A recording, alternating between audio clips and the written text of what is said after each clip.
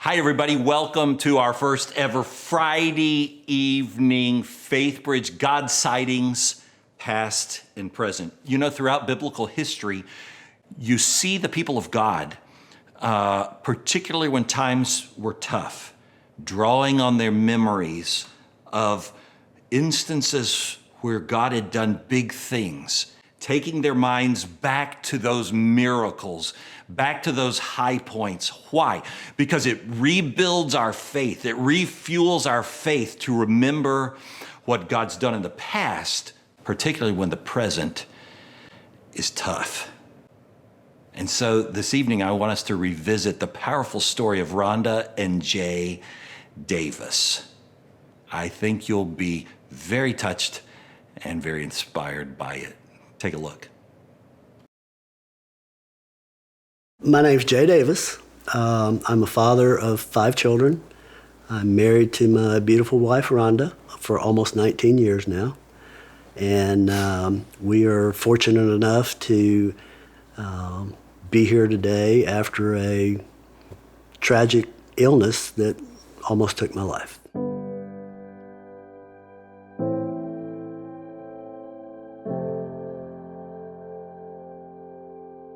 We're a blended family, 3 boys from Jay and a boy and a girl from me.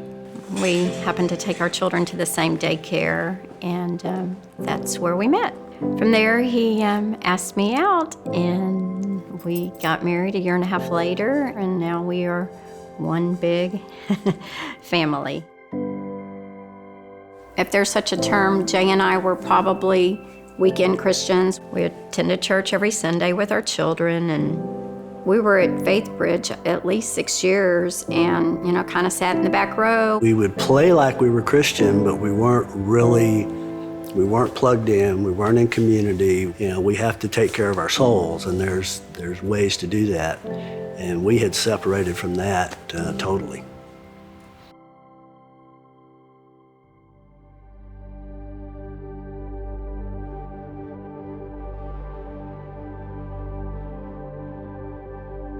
So Mr. Davis had a condition we call idiopathic pulmonary fibrosis. It's a progressive scarring of the small airways within the lungs. So it's usually a pretty slow deterioration.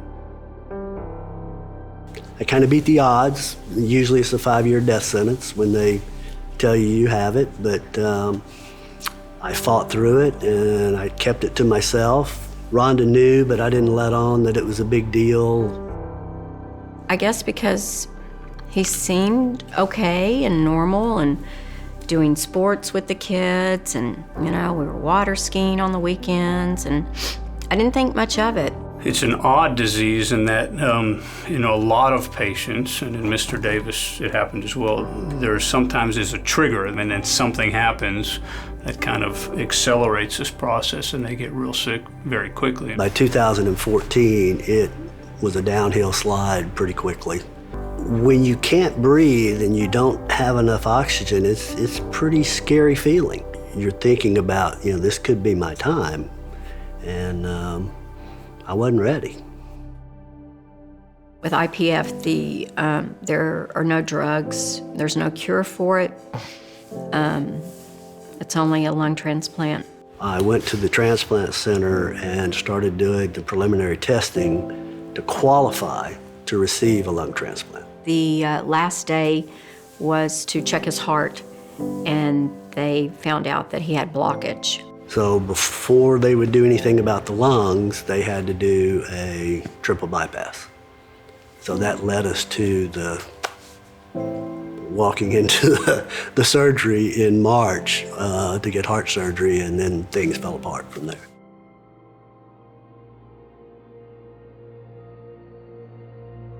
After the triple bypass, his lungs completely shut down. And that's when he had to go on life support. He went into the heart bypass part of it with severely restricted lung function. And then again, when they then got worse, that was the end of the road.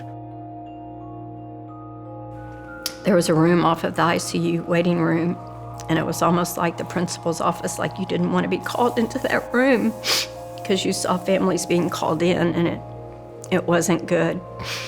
And so they called our whole family in there and told us that there probably wasn't much that we could do. On the outside, I was strong, but at night,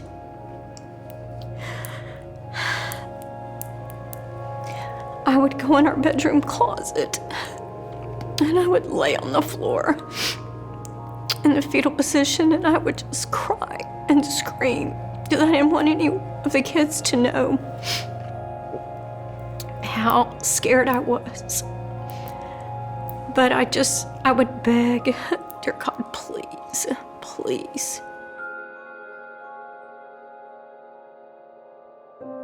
Then I had a ICU nurse that would come in, and she would pray over me, and she would sing to me. I recall her telling me all the time, just don't worry, hang on to the hand of Jesus. And she came one day and she was singing, and she said, I know it's bad, but don't worry, hang on to the hand of Jesus. And I saw him that morning, and I just saw something in his eyes. I knew that he wouldn't make it through the week. And I cried and cried and cried because I didn't want to lose him. So I chose to go and sit out in the praying garden. I begged God, we fought for so long and so hard. Please don't make it all for nothing. And if not, please get him out of us, just take him, let him come be with you so he isn't suffering anymore. But I recall laying there in the bed, being helpless, and telling God, I surrender. It's up to you.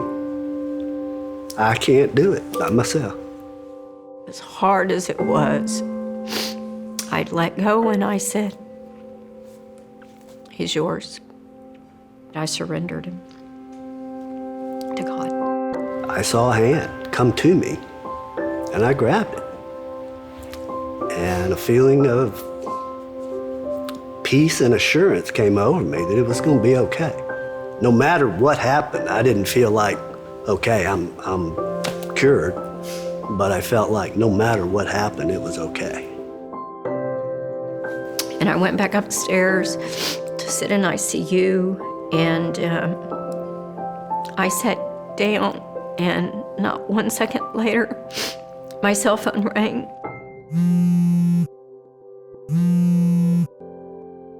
I am Misty Estrada, and Merlin Quiles was my little brother. He was a staff sergeant, combat engineer in the Army. He deployed to Afghanistan 3 times. He got a Purple Heart, a Bronze Star. He was a Ranger. My point of reference was always him. That was just who he was, like inherently good and kind. We talked every day. Whether it be text message or phone call, we talked every day. He told me that he was gonna be an organ donor. He's like, I wanna give somebody else the chance to finish out their life. If I can't finish mine, then let them finish out their life and let me help them do that.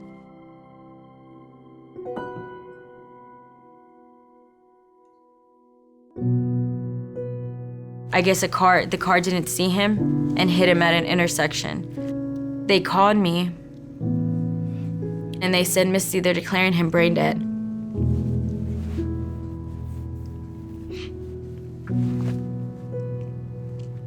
I was like, no, he's not.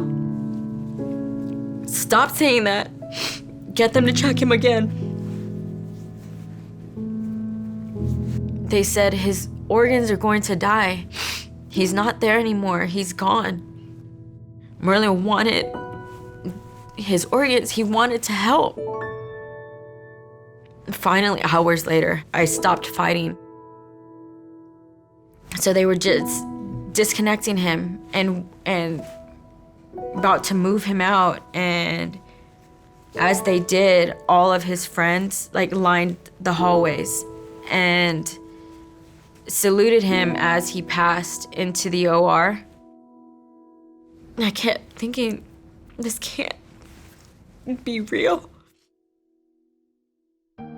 My cell phone rang, and it was the transplant coordinator to tell me that there were lungs available for Jay. My first recollection of having lungs was when Rhonda was right in my face, basically, and she was crying, and she said, "You have lungs. You have lungs." At first, I couldn't speak, and I couldn't even point to letters on a chart. And I recall the first time that physical therapy worked with me, they would come in and ask me, what are my goals? And when I finally was able to, my answer to what was my goal was dance, wedding. I spelled it out with my finger. My goal was to dance at my daughter's wedding. And in December of 15, she walked down the aisle and she was on my arm. We did a little dance at the wedding. It makes me appreciate every day and every little experience that I get to have with my family and my kids and my community, that they're gifts.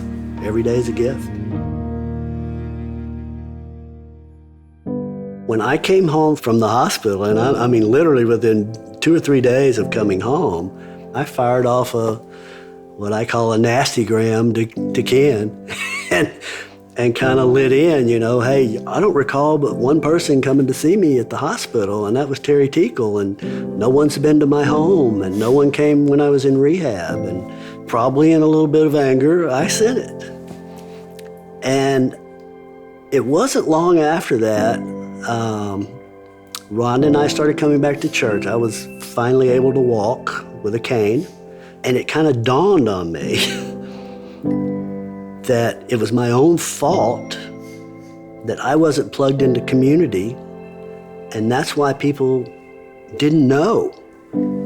I had listened to Ken say 1,000 times how important community was, and I ignored it, but I know now how important it truly is. We both knew that it was time to get plugged in and for us to give back, because we had been given so much. And we decided, you know what, it's time to do Faithbridge 101. And we did, and we got plugged into a small group. I can't imagine not having those people a part of our lives now. I mean, they're a part of our lives, and I love it. I'm working with a program called Missional Baseball. Been doing that. I signed up for the Care and Giving ministry where we visit hospitals. I felt like it was important for me to get involved in that because I can share with people that are in some pretty bad places that there is hope.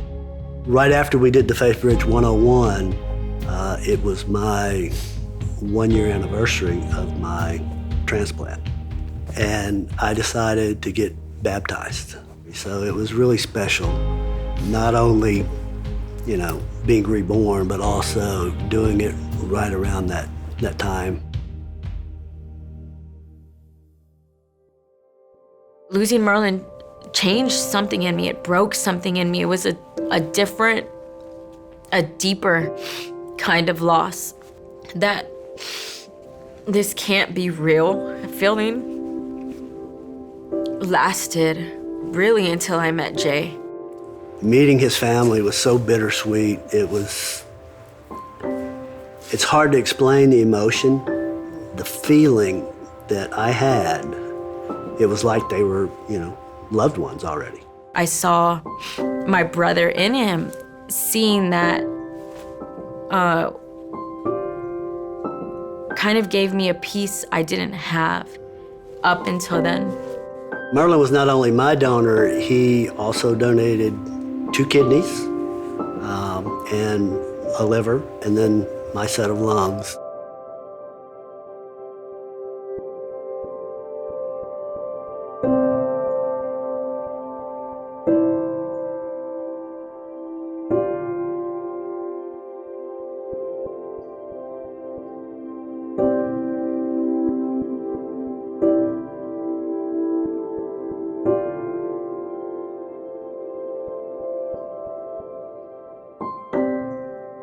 to finally be at peace with his death. It hurts still. I don't think that's ever gonna stop. But like, this is what Merlin meant when he said he wanted to give somebody the chance to finish out their life. And without him, you know, I don't believe our faith life would be where it is now. We're eternally grateful to that family and to Merlin for all that they have given us. I mean, they literally have given us a second chance at life. There's a reason for me to be here, and I don't know exactly what that is. Maybe it's little things, maybe it'll be a big thing, I don't know. But all I know is that I'm thankful that I'm here, and I'm here because he wants me here.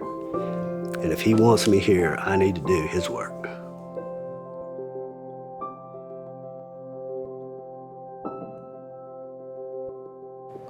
Well, wow, what a story. And I can just add a personal word to it, that being that Jay is indeed serving the Lord with the life God has given him.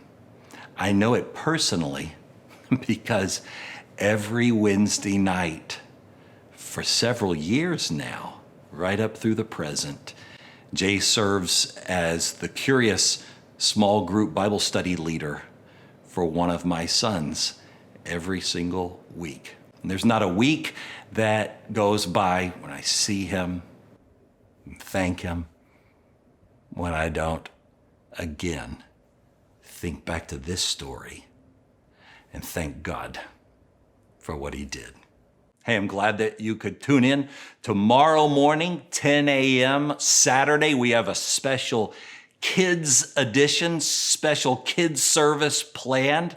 It's for children up through elementary school, but it's great for the whole family. You can all jump in tomorrow morning at 10, and then Sunday morning at 10, the next day, we'll have our normal online Faith Bridge Live, and we'll see you there for that as well. So in the meanwhile, have a good night.